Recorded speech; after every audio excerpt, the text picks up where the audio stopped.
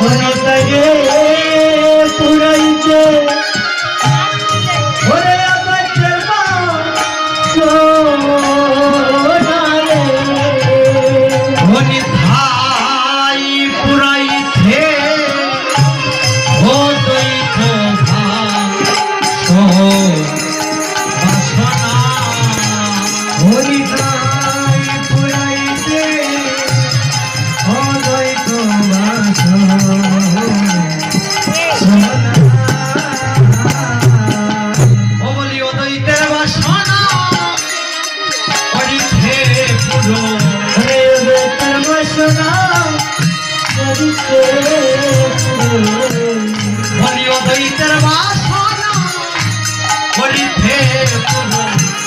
উদয়িতের বাসনা করিতে পুরো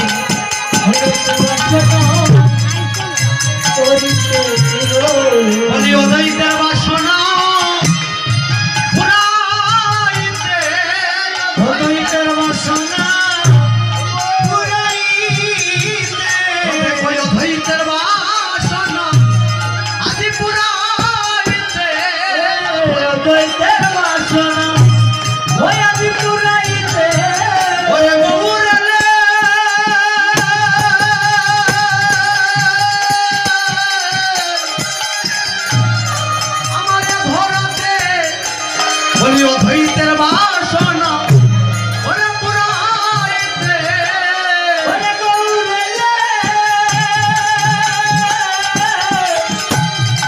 এই দরাতে অদ্বৈতের বাসনা পুরাইতে অদ্বৈতের বাসনা করিতে পুরন হসি অদ্বৈতের বাসনা করিতে পুরন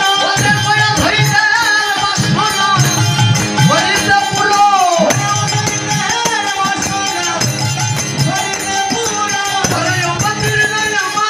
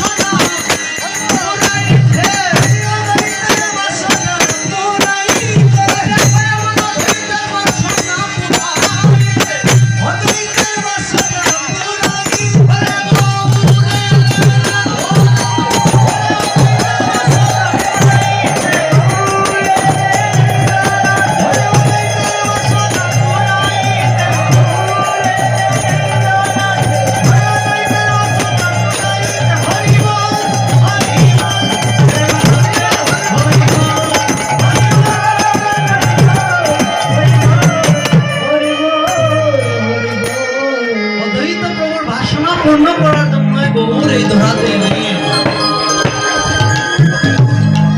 আর কি করেছেন এই হরিনাম যজ্ঞের আয়োজন করেছেন সেই আমার সামগঞ্জের অদ্বৈত প্রভুর বাসনাই ছিল এই কলির জীবকে উদ্ধার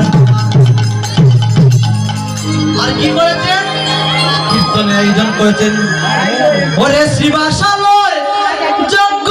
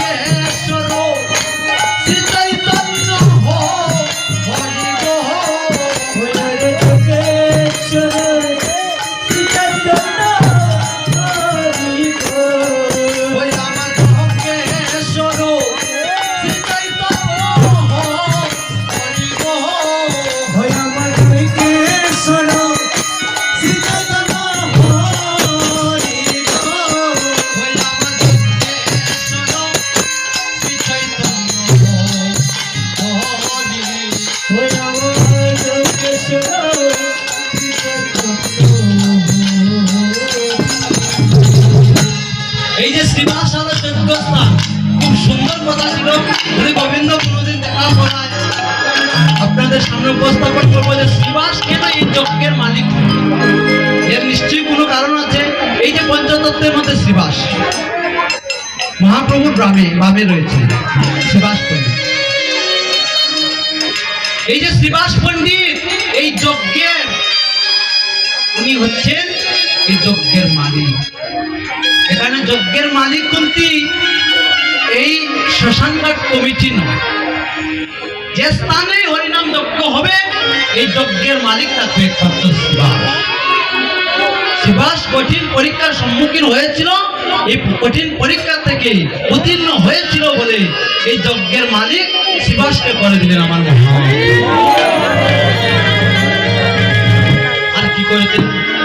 ওরে হুতা হলেন নিত্যানন্দ,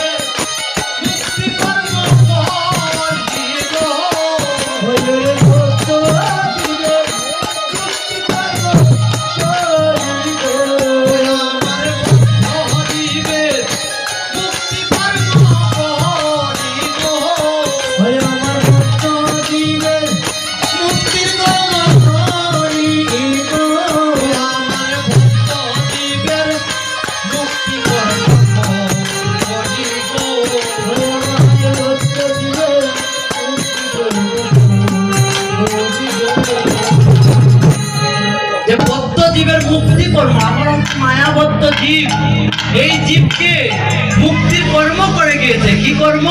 এই যে হরিনাম মহাযজ্ঞ।